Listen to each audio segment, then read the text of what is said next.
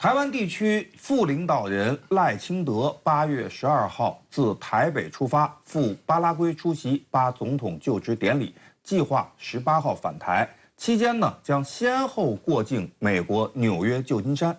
那么，王先生，您如何观察赖清德此举？过境美国，实际上啊，我的感觉，他这个重头戏啊，还是放在这个美国。那么，台湾地区领导人选举，这个候选人在这个选举投票前，到美国去这个面试，去朝拜，那几乎是一个惯例。几乎是所有的这个候选人他都要去跑一趟。美国对赖清德是有一点看法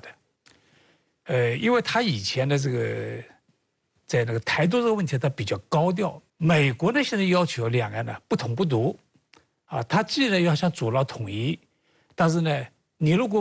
冒险了去搞台独也不符合美国这个利益，所以美国要去听话。那么，所以赖清德这次去见美国，我认为他很重要一个是要当面向美国就是说清楚，让美国对他放心，这样呢，下一次呢投票选举他就可以呢这个扫除一些障碍吧。王先生怎么看这个赖清德又怎么去向美方表忠心呢？怎么向美国去信任他或者对他感到放心呢？美国其实是对赖清德是认为说是一个可靠，但是不可信的一个人。为什么说他是可靠不可信呢？可靠当然因为民进党这几年已经跟美国算是已经交往得很深了，所以对民进党的人选来讲的话，他是可靠的。但是呢，对赖清德这个人，因为刚才这个王主任讲过了，他自己也宣称是务实的台独工作者，所以呢，美国也很担心他会不会在这个如果他胜选以后，他会不会有出格的一个行为，就是贸然搞这个法理台独，那么触动了这个大陆的这一条红线，这是美国最担心的一个地方。美方现在对赖清德的态度有什么样的变化？因为那个赖清德，我觉得美国对他现在内心还是有某种怀疑的，这就是为什么他急着要跑去那个面试的原因嘛，对不对？因为我们其实地球人都知道这个。两岸关系很大程度上受中美关系影响，有时候我们把它叫大两岸、小两岸是吧？这个台海关系是小两岸，跨太平洋关系大两岸，大两岸是严重影响小两岸的。这个，所以在这个情况之下呢，美国怎么影响岛内局势，可能他下的力气比往常要大。这是需要我们高度关注的。前不久呢，赖清德曾经公开宣称当台湾地区的领导人可以走入白宫，那么所追求的政治目标也就已经达成。赖清德为什么会公开鼓噪走入白宫他有什么样的目的？赖清德这个说法，我认为呢，他主要是觉得像那个巩固选票就是说我上来我能够突破呢这个美台之间关系这个原来这个禁忌他提出来这个台湾地区领导人要进了白宫，但是我认为他这个表态是错了。他应该是最后实际上他是触犯了美国这个底线，他就是不懂政治。我注意到，就在上周，美国官方他有个表态，就是美国将继续奉行一个中国的政策不变，这个是说给赖清德听的因为中美之间有政策外交关系的，你美台之间是个民间关系，过去历来台湾地区的领导人，连华盛顿都不让你去，你不要走进白宫了他异想天开。所以我觉得赖清德这个说明在政治上他还是很幼稚。其实去年呢，时任美国众议院议长的佩洛西窜台之后，中国大陆采取了非常坚决有力的反制措施。那么金先生，您如何来看待和评价这些反制措施对当前中美在台湾问题上的这种博弈和较量所发挥的作用？应该讲那个时候中国大陆在军事上的反应是非常有力的，那个反应其实是一系列，还有外交还有经济各方面的，但是最核心还是军事反应。军事反应应该是非常成功，这个真的向美国证明，这个也向台独分子证明我们是有能力把台湾那个包围起来。那个在环岛的时候美国航母跑了，对吧？这跟96年不一样，96年我们演习，美国两个航母进去直接就冲过来了嘛。就是国际关系它的本质还是现实主义的，还是力量决定的。我们力量真上来了，只不过因为种种原因呢，我们就没有用而已，对不对？但力量是摆在那。那么现在通过这种演习显示力量，对美国啊，这个表面上还得维持一个中国政策是有作用的，是吧？我们前面不是讲美国现在天天做事，如果我们没有这个力量的话，美国可能早就变脸了。他就变脸了吧？还有那个台独分子，他一直不敢公开的宣布台独，也是因为这个原因啊。所以其实非常重要。就像你过桥，你没那个护栏呐，挺危险的。那个军队就是护栏，知道吧？在这个此前啊，民进党当局啊一直在宣传呢一种说法，就是大陆啊对台湾啊不敢动武，不会动武。如果大陆解放军对台动武啊，美国会那个出来保护，啊，就大家不要怕。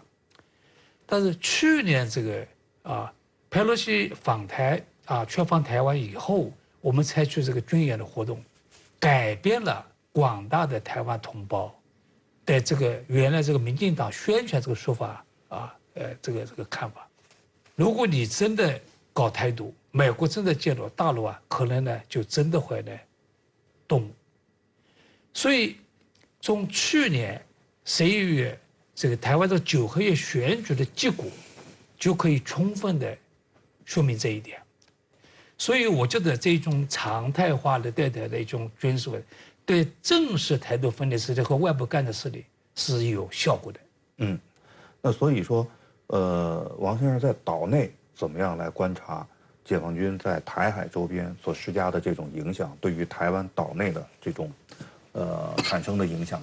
基本上，我觉得这个，台湾人民还是相信北京的这个和平的力量啊，就是说这个和平的政策没有改变的时候，就不会随便动武。所以军事只是一个什么必要的动作，但是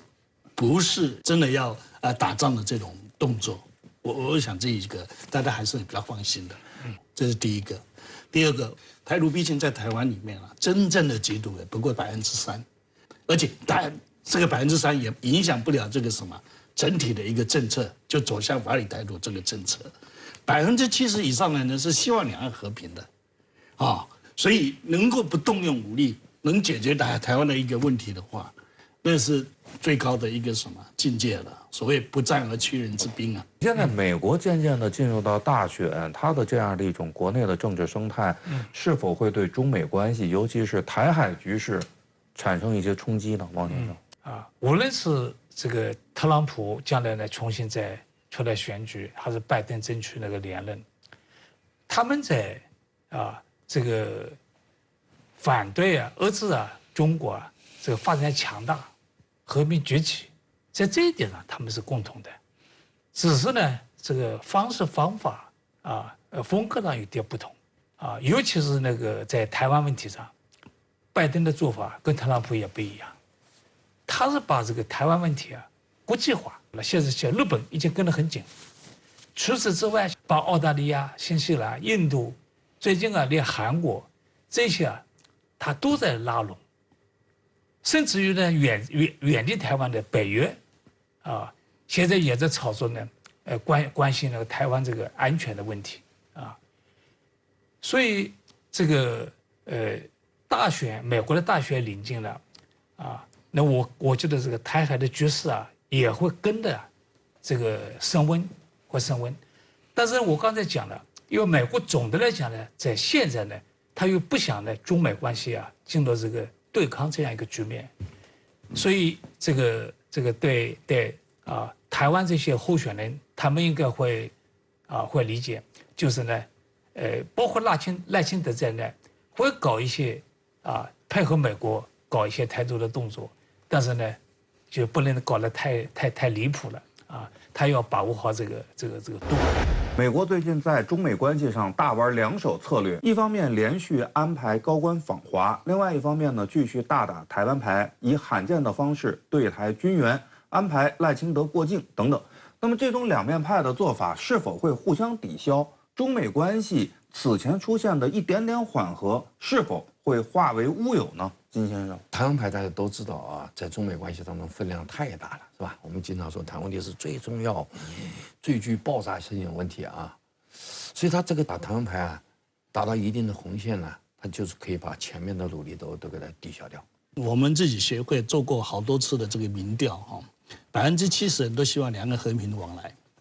啊，不希望那个搞得大家兵凶战危啊，所以要爆发战争这种状态。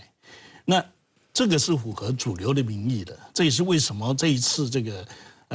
赖清德不太敢打那个战争牌一个很大的原因。所以这也是为什么3个候选人都在喊和平，也不见得是美国人下指导棋。这个是一个什么民意的一种反应啊？台湾这个3党这个候选人也都心领神会的，和以前几次选举明显的这一次有点不同，